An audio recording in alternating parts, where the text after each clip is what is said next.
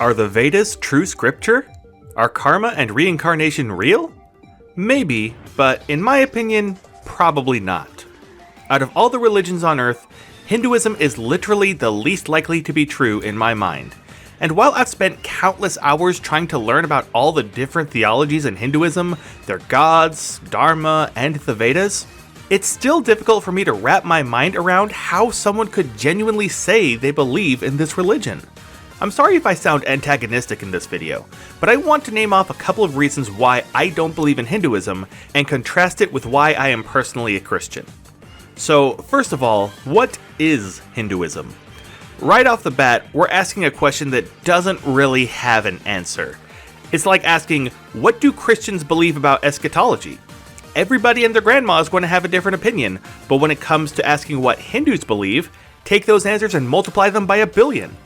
Hinduism is probably the most diverse religion on the planet with all kinds of belief systems, but that in and of itself makes me question its reliability.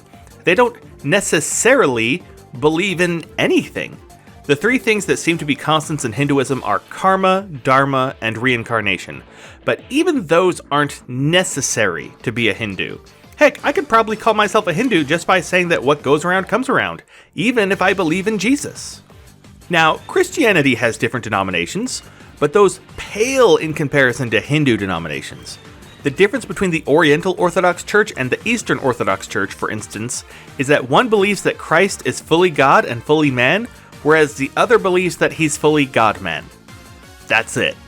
Hindus, on the other hand, can believe in one God, many gods, or no God. They can believe that there's an energy flowing through the universe and that's essentially God, or they can believe that there are anthropomorphic elephants who remove your obstacles for you. In the Christian tradition, while politics have played a role in the multiple schisms, they always come right back to how we interpret the exact same scriptures. Even if we have different canons, there are over 2 billion people in the world that believe in almost the exact same texts that came from the same sources, even despite our differing interpretations.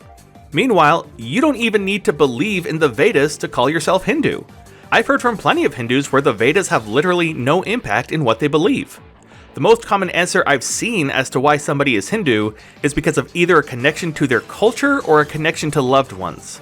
It seems to me like Hindu is a religion where simultaneously everyone and no one is right at the same time. And coming from a Western civilization where we prioritize reason and philosophical thought, it's difficult for me to give a religion like Hinduism a real chance. So let's look into the things that most Hindus arguably agree on. First off is reincarnation. This is an idea that did not exist in the original Vedas. Now, I have no problem with gradual revelation, but this is an idea that someone just suggested as a possibility that eventually caught on. The idea is that based on your karma, which we'll get into in a minute, you will be reborn as something that reflects your previous life's karma bank. If you had a surplus, your next life will be awesome. If you had cosmic debt, you'll be reincarnated as a slime. What reason do I have to believe in this exactly? There's no universal confession. There's no authority behind it. There isn't even any scientific evidence to back it up. The only thing that gives it any credence is the fact that people want it to be true for convenience. This is different from the Abrahamic religions, where we have prophets and historical records backing up our beliefs. We have texts that we can turn back to and analyze. All of our beliefs ultimately fall back to those texts. And what happens when you're already living the best life possible and you die with a karma surplus? Your rebirth cycle ends.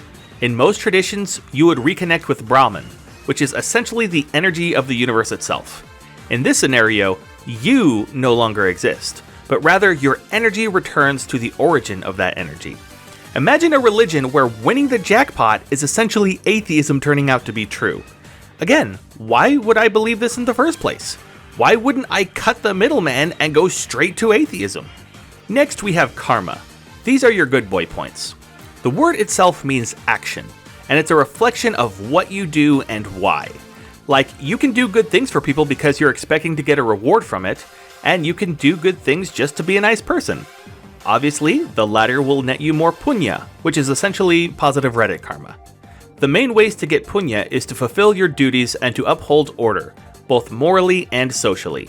Your duties can be simply following the rules of society, but they can also be following your dharma, or what you're supposed to be. This means if you're a student and you take being a student very seriously, you'll generate punya. But if you slack off and waste your time, you earn papa, which is bad karma. Similarly, if you're supposed to be a fisherman but you decide to be an accountant instead, you're going to get penalized for that. You're supposed to find your dharma and stick to it. Now, for those of you who don't know, this caused major problems in India's social structure, and it wasn't until the past century that they started fixing things. It's called the caste system, and it basically means, oh, that person is poor and suffering? They must have had some bad karma from their previous life. No need to help them. Oh, this person is living extravagantly in a mansion? They must deserve it from all the cool stuff they did in their past life. This is something that still affects India today, and it is horrible. How could I support a religion that has no sympathy for those at the bottom because of some tradition that, again, wasn't even in the original religious scripts? Now, a Hindu might argue, Christianity favors slavery. Paul told slaves to be submissive to their masters, and that is absolutely correct. But Paul also told the slave masters to be good to their slaves. The entire book of Isaiah was all about how God was angry at Israel for not sticking up for the poor and the oppressed. We are supposed to accept whatever our situation is, our minds and spirits should be focused on serving God, and that all starts by serving those around us. This is a message we hear consistently from Genesis all the way to Revelation. Actually, speaking of sacred scripts, let's take a look at the Vedas, which are the foundation of Hinduism. These are the texts that predate pretty much all known religious texts in the world, and yet the ideas that shape what we know as Hinduism today don't even come about until somewhere between 1000 to 500 BC. Now that might not seem like a big deal, but when you realize that this is sometime during 2nd Chronicles, you get an idea of just how recent it is. Again, a Hindu might argue, but look at Christianity. For a religion that comes from Judaism, it sure doesn't look the same as ancient Israelite culture. And even then, Protestantism looks nothing like Catholicism, which looks nothing like the Eastern Orthodox, which looks nothing like megachurches, which looks nothing like the church that Jesus started. Just as a quick side note, most Hindus I know reject the idea that Jesus was an actual historical person, which is more incentive for me to stay as far away from Hinduism as I can. To address the point though, while our worship styles differ and even our theology to an extent, we still teach the exact same gospel that Paul taught, which is that Jesus Christ fulfilled the law of Moses.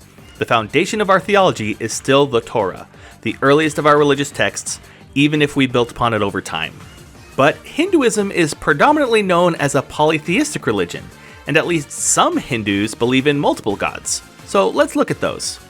There's Brahma, the creator god, not to be confused with Brahman, the infinite energy of the universe, but there are also 2 more in the so-called Hindu Trinity, which includes Vishnu, the preserver god, and Shiva, the destroyer god. Just for reference, Shiva appears to be the god with the most followers, which might sound scary at first, but destruction could also be seen as destruction of bad karma, so it's not always bad destruction. It is sometimes though.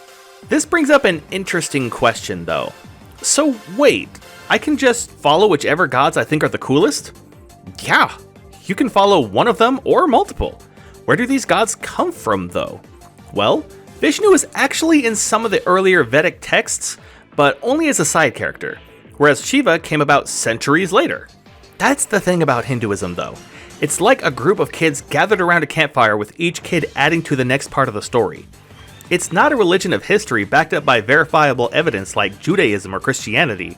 It's just a mishmash of different philosophical ideas that got popular, meshed with other ideas, and then people got to choose whether to accept some of it or not, add to it or take away from it, or just as a way to call themselves spiritual but not religious. One last thing worth mentioning is that while composing the original Vedas, the rishis, the ones who would create the text, would drink a beverage known as soma, which, not surprisingly, most likely included psychedelics. Listen, if you're Hindu, that's fine, but I'm going to preach to you. I don't want you going through life just believing whatever is convenient for you. I don't want you to believe in something just because your parents or your culture believes in it. I don't want you to believe in something just because some guy on the internet yapped your ear off while playing video games in the background either. I want you to think about this from a rational perspective. What's the real reason you believe in it? What evidence do you have? I understand that Hinduism is an extremely diverse religion, and just because there are so many perspectives that doesn't make it wrong. My issue is, with all those perspectives, how do you even know what to ground yourself in? Are you not just picking and choosing? How do you identify truth? I personally believe in the accounts of Matthew, Mark, Luke, and John, all of which claim that Jesus rose from the dead. All of our texts are consistent and in harmony with each other, despite centuries of authors and millennia of discussion since. Yeah, we as Christians don't always see eye to eye, especially in the past when the separation between church and state didn't really exist. But we all see each other as followers of the same God. Our disagreements come from different interpretations of the exact same source. Jesus Christ was a real human being, whether you accept it or not. At the very least, I want to extend to you an invitation to look into Christianity and see if it has what you're looking for.